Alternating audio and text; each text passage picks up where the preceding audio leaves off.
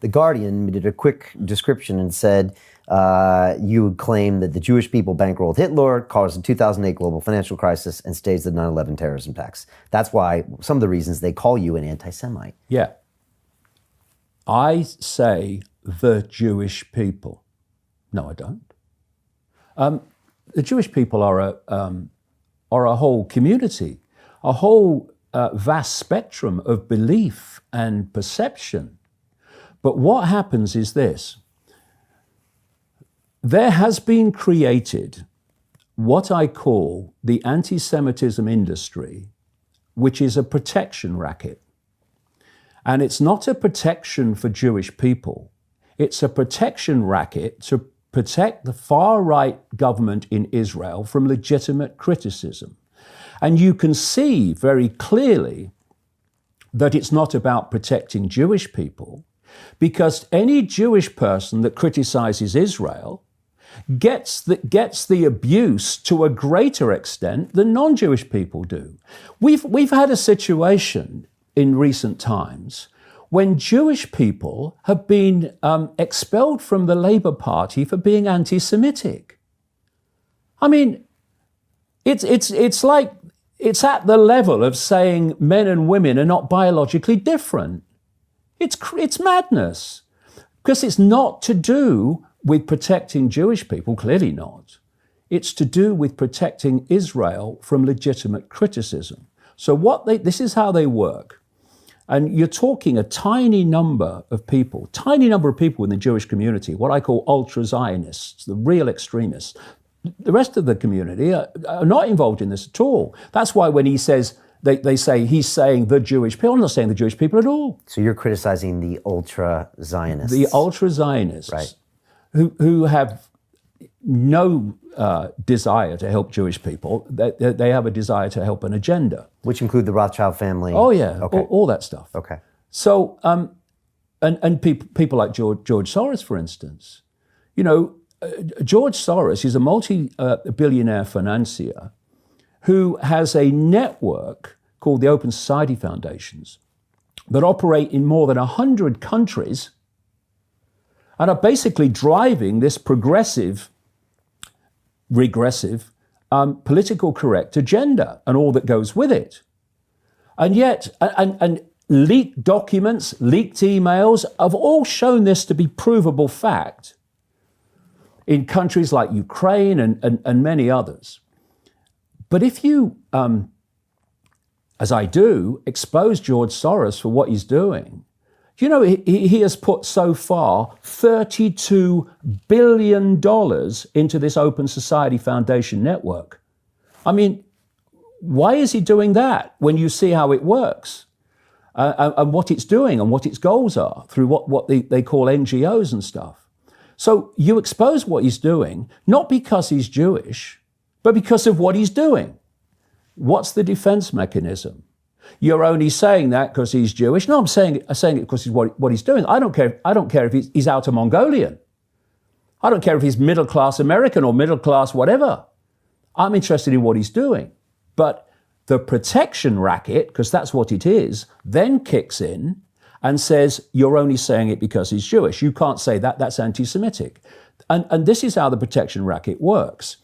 So, and this is happening in the Labour Party now as well. Well, I mean, this was the situation. This protection racket had got such influence in the Liberal Democrats and in the Conservative Party, as it has in the Democrats and the Republicans in America, big time.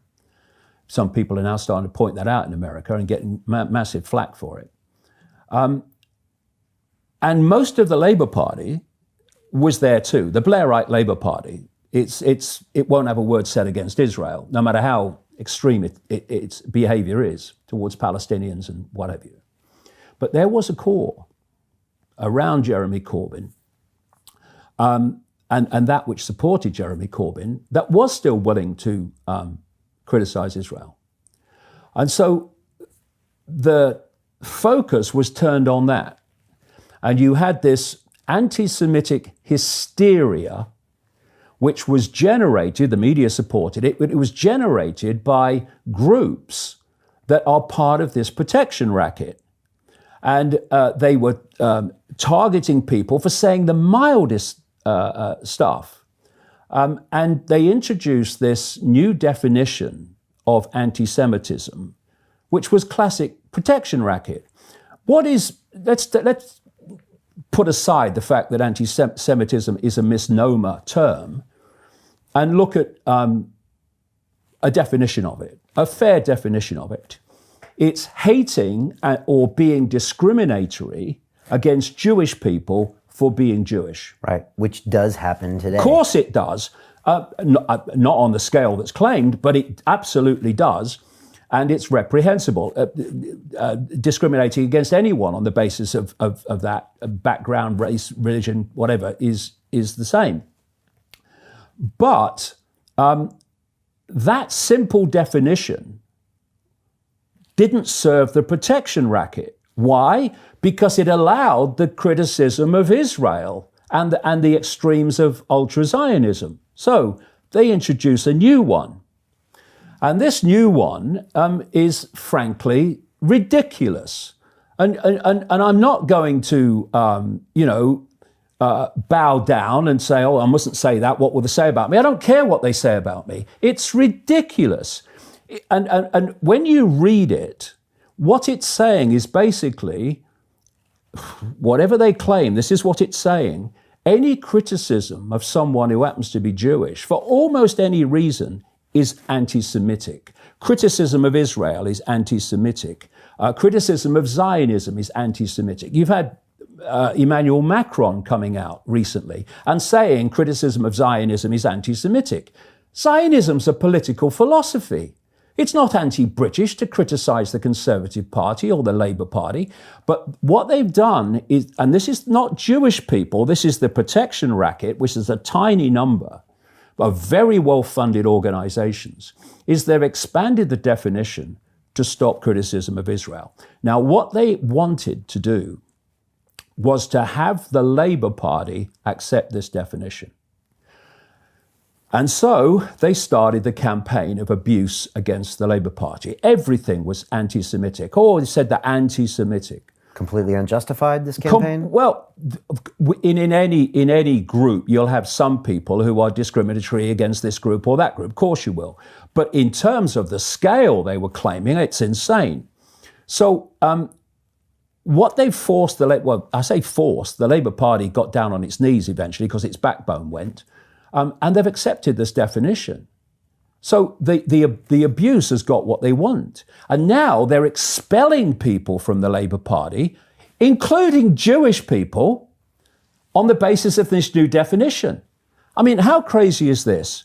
Where you get somebody, this is one example, who was born in Israel, Jewish, serves in the Israeli Defense Forces, took part, I think, in the 1982 war with Lebanon, and as a conscript, then stayed on and served in, I think it was PR for the Israeli Defense Forces, saw some of the extraordinarily horrific things that are done to Palestinians, and reevaluated his whole way of looking at what was going on, moved to Britain, and then thought, okay, well, what political party can I join where I can express my, what I feel about what's going on? He joined the Labour Party.